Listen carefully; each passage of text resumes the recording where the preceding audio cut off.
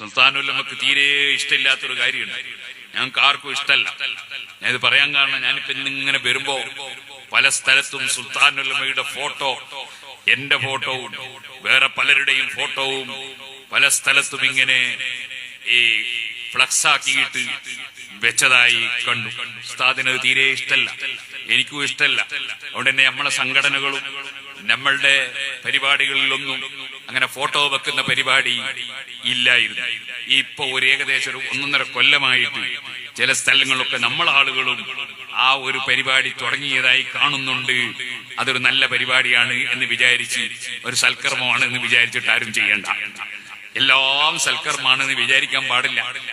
ഞാൻ ഇന്ന് ഒരു പള്ളിയിൽ കയറി വരുന്ന സമയത്ത് അവിടെ കയറിയിട്ട് ഒന്ന് ഒതുവെടുത്ത് നിസ്കരിച്ച് വരാന്ന് വിചാരിച്ചു. പള്ളിയിൽ കയറി ഒതുവെടുത്ത് വരുമ്പോ തലപ്പാവ് ധരിച്ചിട്ടില്ല. ഒതുവെടുക്കുമ്പോ തലപ്പാവ് ഊരി വെക്കുമല്ലോ, തലപ്പാവ് ധരിച്ചിട്ടില്ല. അങ്ങനെ ഇങ്ങനെ കയറി വരികയാണ്, കൈയൊക്കെ കയറ്റി വെച്ചെടുത്തിട്ടുണ്ട്. അപ്പോഴുണ്ട് ഒരു ചെറിയ കുട്ടി ഇങ്ങനെ ഫോട്ടോ എടുക്കും. സുബ്ഹാനല്ലാഹ്, എന്തിന് ഈ തലപ്പാവില്ലാത്ത ഫോട്ടോ? ഞാൻ പറഞ്ഞു, മോനെ ഫോട്ടോ എടുക്കണ്ട, അത് വായിച്ചാളാണ്, ഡിലീറ്റ് ചെയ്യാൻ പറഞ്ഞു. കാരണം അങ്ങനെ ആൾക്കാർക്ക് എല്ലാം ഫോട്ടോ എടുക്കണമെന്നൊരു ധാരണയാണ്. അങ്ങനെ എല്ലാം ഫോട്ടോ എടുക്കാൻ പോയിരുന്നു. എല്ലാ സ്ഥലത്തും ഫോട്ടോ വേണമെന്നുള്ള ധാരണ ഉണ്ടാകരുത്. സുബ്ഹാനല്ലാഹ്, ഒരാൾ കക്കൂസ് കയറുമ്പോ അന്നേരം ഒരു ഫോട്ടോ എടുക്കുക, അതിന് ഇറങ്ങുമ്പോ പിന്നെ ഒരു ഫോട്ടോ എടുക്കും. അങ്ങനെ കാണുന്ന സ്ഥലത്തൊക്കെ ഫോട്ടോ. അത് പോയി പോയി എവിടെ എത്തി? കഅബ തവാഫ് ചെയ്യുമ്പോ പലർക്കും ഇപ്പോൾ ഖുശൂഇല്ല, ഭക്തിയില്ല.